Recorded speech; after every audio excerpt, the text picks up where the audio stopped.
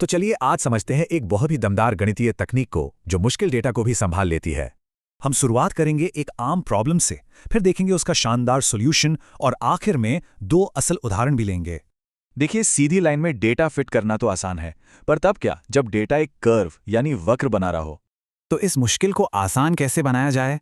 इसका जवाब है एक स्मार्ट ट्रांसफॉर्मेशन, जिससे कर्व सीधी लाइन बन जाता है।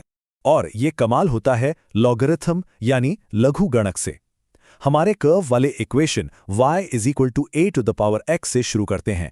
जब दोनों तरफ लॉग लगाते हैं तो इक्वेशन बन जाता है log y = log a + x × log b। ये कुछ जाना पहचाना लग रहा है ना? हाँ, ये तो एक सीधी लाइन का इक्वेशन है। y = a + bx। इसी को कहते हैं लीनियराइजेशन। मतलब नई लाइन का हर वेरिएबल असल में पुराने कर्व के एक हिस्से को रिप्रेजेंट कर रहा है। और इसी से मिलता है एक यूनिवर्सल 5 स्टेप का तरीका जो कई तरह के कर्व्स को फिट कर सकता है। तो चलिए एक उदाहरण से समझते हैं। यहां हमें a और b की वैल्यू पता लगानी है। तो स्टेप 3 है वैल्यूज को टेब्युलेट करना। हमें x, y, x² और xy के टोटल की जरूरत पड़ेगी। अब इन टोटल वैल्यूज को हम दो नॉर्मल इक्वेशंस में डालेंगे, a और b को सॉल्व करने के लिए। सॉल्व करने पर हमें a की वैल्यू मिल जाती है 0.31 और इसी तरह b की वैल्यू भी आ जाती है 0.3। आखिरी स्टेप a और b का एंटीलॉग लेकर हम अपने ओरिजिनल कांस्टेंट्स a और b निकाल लेंगे। और बस हमें मिल गया हमारा final fitted curve y = 2.04 × 1.995 x।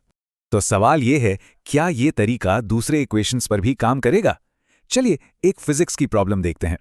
Process वही है, पहले इक्वेशन को रीअरेंज करें और फिर दोनों तरफ लॉग ले लें। वेरिएबल्स भले ही अलग हों, लेकिन इन्हें भी y = a + bx के फॉर्म में मैप किया जा सकता है। नए वेरिएबल्स के साथ भी 5 स्टेप वाला वही मेथड काम करेगा, कोई बदलाव नहीं। और आखिर में हमें मिलता है गैस के प्रेशर और वॉल्यूम के बीच का असली रिश्ता।